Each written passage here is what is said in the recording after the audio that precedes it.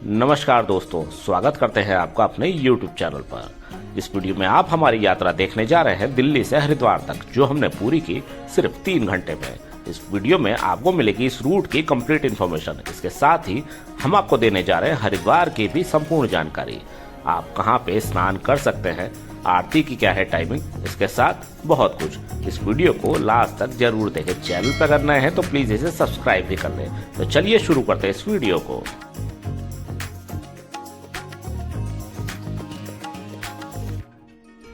हमने अपनी यात्रा की शुरुआत दिल्ली से सुबह 6 बजे की।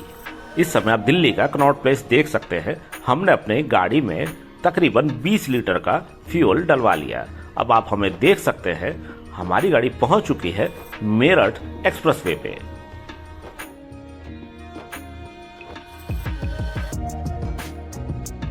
दिल्ली से हरिद्वार तक की दूरी है तकरीबन 230 किलोमीटर की, और अगर आप सुबह सही समय से निकल जाएं तो आप आसानी से 3 घंटे के अंदर दिल्ली से हरिद्वार पहुंच सकते हैं। मेरठ एक्सप्रेसवे भारत के सबसे अच्छे एक्सप्रेसवे में से एक है। इससे पहले भी हम आपको अपनी यात्रा इस एक्सप्रेसवे पे हरिद्वार तक की दिखा चुके हैं।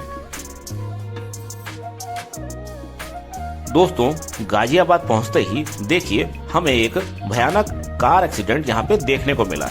एक्सप्रेसवे बहुत अच्छा बना हुआ है, लेकिन आपको अपनी गाड़ी यहाँ पे आराम से ही चलानी है। 80 की स्पीड आप आसानी से मेंटेन करके चला सकते हैं। जल्दबाजी यहाँ पे घातक साबित हो सकती है। आपने पीछे एक गाड़ी को दुर्घटनाग्रस्त देखा।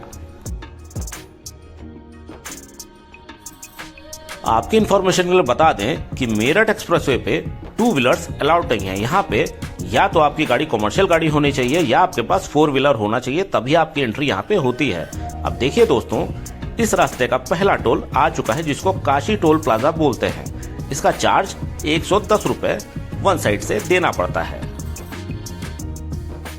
दिल्ली से हरिद्वार तक आपको 4 टोल मिलते हैं। काशी टोल प्लाजा के बाद हमने गाड़ी अपनी थोड़ी देर के लिए रोकी और गाड़ी के अंदर रखा हुआ नाश्ता बच्चों को निकाल के दिया, क्योंकि सुबह 6 बजे उठने के कारण बच्चों को अब भूख लगने लगी थी।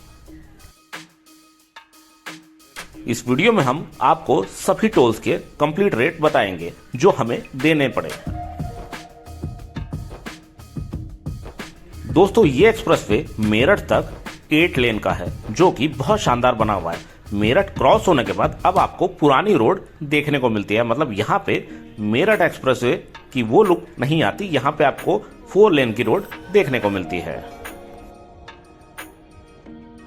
मेरठ एक्सप्रेसवे क्रॉस करने में टोटल 1 घंटे का समय दिल्ली से लगता है। इसके बाद आप मुजफ्फरनगर पहुंच जाते हैं।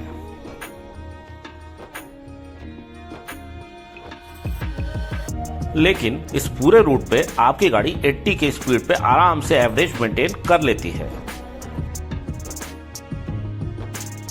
अब देखिए, इस रूट का दूसरा टोल आने वाला है, जिसका नाम है सिवाया टोल प्लाजा। इस पे भी आपको 110 रुपए का टोल टैक्स देना पड़ता है।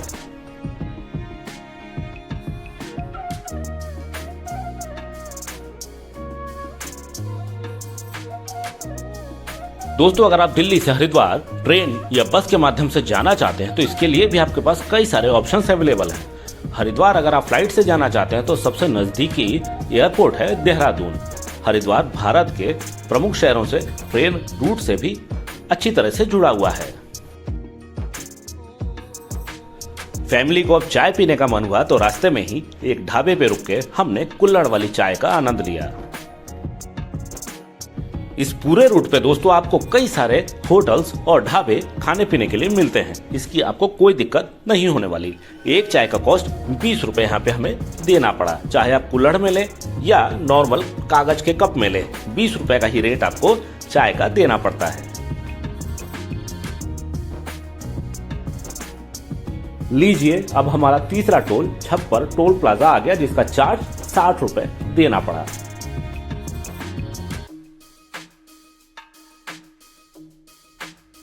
अगर आपकी गाड़ी में फास्ट टैग नहीं लगा है तो आपको इन चार्जेस से डबल चार्ज देना पड़ता है अगर आप कैश में टोल टैक्स दे रहे हैं तो। अब देखिए, हम हरिद्वार की भूमि में पहुंचने वाले थे। उत्तराखंड के अंदर अब हमारी गाड़ी प्रवेश कर चुकी थी। इस समय सुबह के 8:45 बजे थे। मतलब 15 मिनट अभी भी बाकी थे हमारी यात्रा के 3 घंटे कंप्लीट होने में और हम आसानी से 3 घंटे के भीतर हरिद्वार के अंदर प्रवेश कर चुके थे। दोस्तों, अगर आप हरिद्वार ऑन टाइम पहुंचना चाहते हैं तो हमारी आपको यही एडवाइस है कि अपने घर से अर्ली मॉर्निंग निकलें। अगर आप लंबे लंबे जाम से बचना चाहते हैं और सिर्फ 3 घंटे के अंदर हरिद्वार पहुंचना चाहते हैं तो लीजिए दोस्तों, अब इस रूट का फाइनल टोल भदाराबाद टोल प्लाजा आ गया, जिसका चार्ज 65 रुपए हमें देना पड़ा। दोस्तों, अब आप हमारे सामने पर्वतमालाएं देख सकते हैं। यहाँ से हिमालय की शुरुआत होती है और हरिद्वार होके ही आपको 4 धाम यात्रा के लिए जाना पड़ता है, जैसे कि बद्रीनाथ, केदारनाथ, यमुनोत्री और गंगोत्री। तो लीजिए दोस्तों, अब हम पहुंच चुके थे हरिद्वार और हम अपनी गाड़ी को पार्किंग में लगाने जा रहे थे। हमारी पार्किंग हर की पौड़ी के पास ही थी। हरिद्वार के गंगा घाट काफी दूर तक फैले हुए हैं, लेकिन हरिद्वार में स्नान का महत्व सबसे ज्यादा सिर्फ हर की पौड़ी में ही आपको मिलता है। गंगा जल भरने के लिए आप पार्किंग से ही प्लास्टिक के कैंस ले सकते हैं। पार्किंग में आपको काफी भीड़ देखने को मिलती है। आधे घंटे से लेकर तकरीबन 1 घंटे का समय गाड़ी की पार्किंग में आपको लग जाता है गाड़ी लगाने में, अगर आप वीकेंड्स में आते हैं तो। पार्किंग से हर की पौड़ी की दूरी तकरीबन 2 किलोमीटर की है। इस पार्किंग में आपको 6 घंटे के लिए 150 रुपए का चार्ज देना पड़ता है। पार्किंग से या तो आप पैदल चल के हर की पौड़ी तक जा सकते हैं या आप रिक्शा ले सकते हैं, जो आपसे 50 रुपए 2 पैसेंजर्स का लेता है। हम रिक्शे की मदद से हर की पौड़ी तक जा रहे थे क्योंकि हमारे साथ बुजुर्ग लोग भी शामिल थे। हरिद्वार में इस समय सुबह के 9:30 बज रहे थे और हरिद्वार की ये सजी धजी मार्केट आप देख सकते हैं। अब कुछ ही क्षणों में हम हर की पौड़ी के अंदर प्रवेश करने वाले हैं और मां गंगा के अद्भुत दर्शन आपको होने वाले हैं हमारी इस वीडियो में।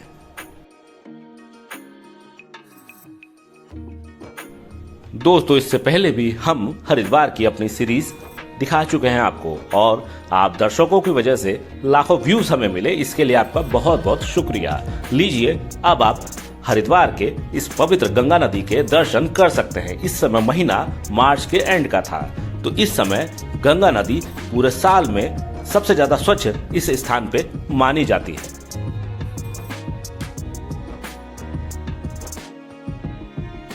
मां गंगा का ये एकदम नीला पानी देख के हमारी आंखें तृप्त हो गई। आज दिन संडे का था, तो इस स्थान पे आपको काफी भीड़ देखने को मिल रही थी, लेकिन गंगा नदी का ये सुंदर पानी आपकी आंखों को तरोताजा कर देता है। और आप देख सकते हैं दोनों तरफ रुद्राक्ष और अनेकों सामान बेचने वाले लोग नीचे बैठे आपको दिख जाते हैं। ऊपर ही आप मां मनसा देवी के दर्शन भी कर सकते हैं, जहां के लिए आप रोपवे लेके मंदिर तक जा सकते हैं।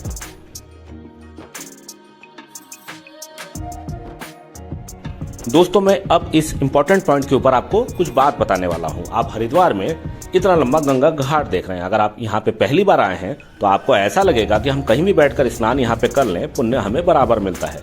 लेकिन वास्तव में अगर आप हरिद्वार का असली पुण्य कमाना चाहते हैं तो आप हर की पौड़ी में जाके ही गंगा में डुबकी लगाएं। हर की पौड़ी जाने के लिए आपको धनुष पुल के करीब जाना पड़ता है। अभी देखिए, सामने आपको धनुष पुल का ये बोर्ड नजर आता है और यहीं पे मुख्य हरिद्वार का पॉइंट है, जहां पे शाम के समय और सुबह के समय गंगा आरती भी होती है।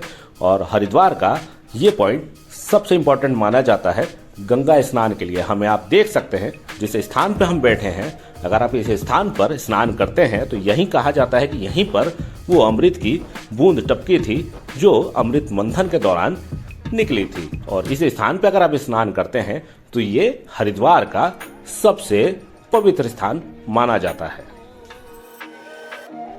हर की पौड़ी एग्जैक्टली यही स्थान है जहां पे हम इस समय मौजूद हैं। हरिद्वार का ये घाट तकरीबन 3 से 4 किलोमीटर लंबा है और ऐसा ही सीन आपको हर जगह देखने को मिलता है। लेकिन जिस स्थान पे अभी हम मौजूद है, यहीं पे शाम के समय और सुबह के समय गंगा आरती होती है। गंगा आरती का टाइम सुबह का समय है 5:30 बजे से लेके 6:30 बजे तक और शाम के समय गंगा आरती का टाइम है 6 बजे से लेके 7 बजे तक। ये एक टापू जैसा बना हुआ है जिसके दोनों तरफ गंगा नदी बहती है।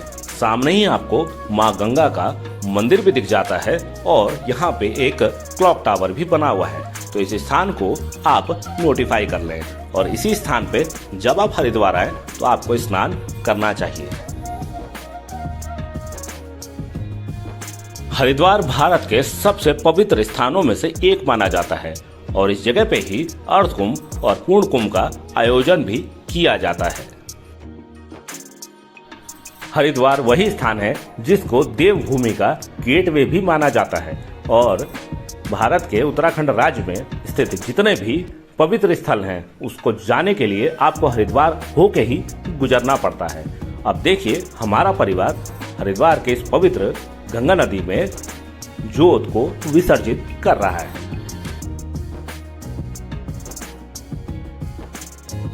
माँ गंगा का ये पानी काफी शीतल है। इस समय गर्मी का महीना है लेकिन फिर भी ये पानी आपको काफी ठंडा महसूस होता है। प्रवेश करने से पहले आपको काफी ठंड लगती है लेकिन एक बार जब पानी के अंदर आप प्रवेश कर जाते हैं, जल के अंदर आप प्रवेश कर जाते हैं, फिर आपकी सारी ठंड निकल जाती है और आप आसानी से इसमें डुबकी लगा सकते हैं।